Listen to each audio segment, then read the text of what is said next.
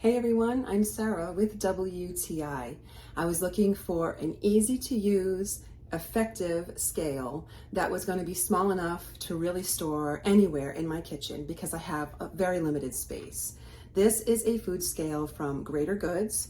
It is thin, it's stable because it has 4 little feet, and I really like the color. This is the ash gray color. So what I appreciate about this is the fact that it has different units of measure depending on what you're looking for. I needed grams, so of course it has that, but it also has milliliters and lots of different other options for you.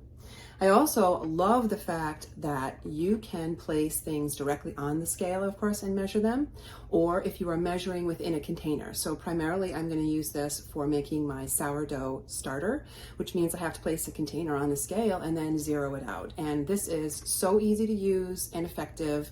And again, it takes up a very minimal amount of space because of its slim design. So if you want an effective scale that allows you to measure inside a container or without a container, that has different units of measure, and that doesn't take up a lot of space, then definitely give this scale a try. I've been really happy with it, and that is my point of view.